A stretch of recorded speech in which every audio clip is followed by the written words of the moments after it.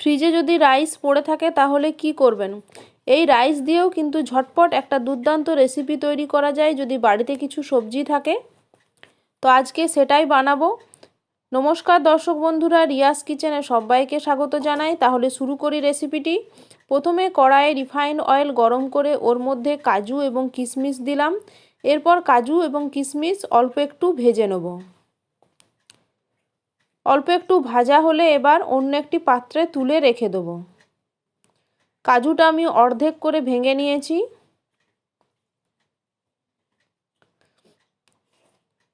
এরপর ওই তেলের মধ্যেই আমি এই সবজিগুলো একে একে দেবো। তো আমি সবজি নিয়েছি মটরশুঁটি, বিনস, ক্যাপসিকাম, গাজর, ধনেপাতা, কাঁচা লঙ্কা, রসুন এবং পেঁয়াজ। এই দিয়েই আজকে রেসিপিটি তৈরি হয়ে যাবে। তো প্রথমে কড়াইয়ে ওই রিফাইন তেলটার মধ্যেই আমি দিয়ে দিলাম রসুন কুচি, এরপর দিলাম কাঁচা লঙ্কা কুচি। রসুন এবং কাঁচা লঙ্কার হালকা একটা সুন্দর গন্ধ বেরোলে একে একে আমি সবজিগুলো অ্যাড করব। প্রথমেই দিয়ে দিলাম বিনসের টুকরো। বিনসের টুকরোগুলো দেওয়ার পর অল্প একটু নাড়াচাড়া করে নেব। এরপর আমি এর মধ্যে দিয়ে দেবো গাজর। গাজরটা আলু ভাজার মতন সুন্দর করে কেটে নিয়েছি। এখন বিনসটা অল্প একটু ভাজার পর গাজরগুলো দিয়ে দেবো। গাজরটা দিলাম, 1 মিনিট মতো ভেজে নেব। এরপর আমি এর মধ্যে দিয়ে দেবো মটরশুঁটি। সবজিগুলো যাতে হালকা নরম হয় সেজন্য আমি মিনিট 5 মতো ঢাকা দিয়ে রেখে দেবো। মিনিট 5 ঢাকা দিয়ে কম আঁচে রেখে দিলাম। 5 মিনিট পর ঢাকা খুলে দেখে নেব। দেখুন সবজিগুলো নরমও হয়ে এসছে এবং কিন্তু একদম ঠিক পর্যায়ে আছে। এরপর এর মধ্যে দিয়ে দিলাম পেঁয়াজ। পেঁয়াজটা দেবার পর 1 মিনিট মতো ভেজে নেব। এরপর সমস্ত সবজিগুলো আমি একপাশে সরিয়ে রেখে দেবো। সবজিগুলোকে একপাশে সরিয়ে রেখে দিলাম। এরপর অল্প একটু তেল দিলাম, অর্থাৎ রিফাইন অয়েল। এরপর ওর মধ্যে আমি 3টে ডিম ভালো করে ফেটিয়ে রেখেছি, সেটা দিয়ে দিলাম। ডিমটা দেওয়ার পর ভালো করে ডিমটা ভেজে নেব। ভুজিয়া টাইপের ভাজতে হবে।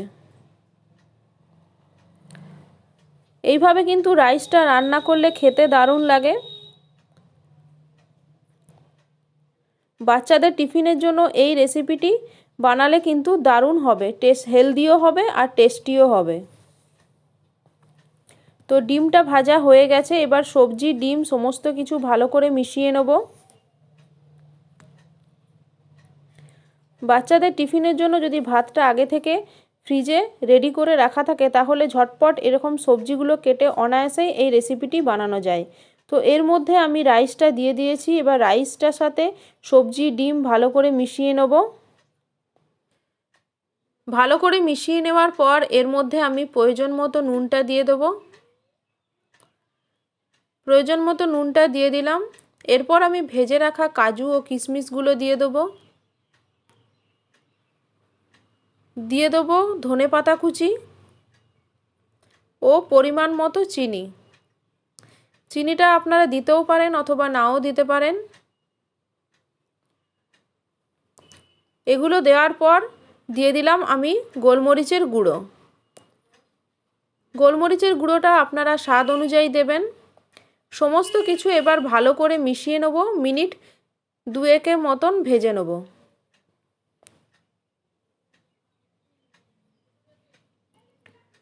ভালো করে ভাজার পর এরপর আমি আরেকটু কালারফুল এবং হেলদি করব, তাই এর মধ্যে আমি কয়েকটা বিটের টুকরো দিয়ে দেবো। তো ওপর থেকে আমি কয়েকটা বিটের টুকরো এর মধ্যে দিয়ে দিলাম।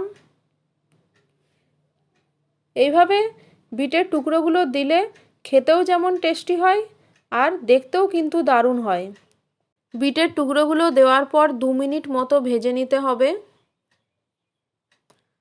এই সময় আঁচটা একটু বেশি রাখতে হবে। তো 2 মিনিট ভাজা হয়ে গেছে। এবং রেসিপিটি আমার একদম তৈরি। দেখুন কি সুন্দর দেখতে লাগছে, আর খেতেও কিন্তু এটা দারুণ হবে। ভালো লাগলে কমেন্টসে লিখে জানাবেন কেমন হয়েছে, এবং অবশ্যই একবার বাড়িতে ট্রাই করবেন। এটা বাসমতি রাইস দিয়ে করলেও কিন্তু ভালো হবে। আজকের মতো এখানেই শেষ করছি। আপনারা সবাই ভালো থাকবেন, সুস্থ থাকবেন।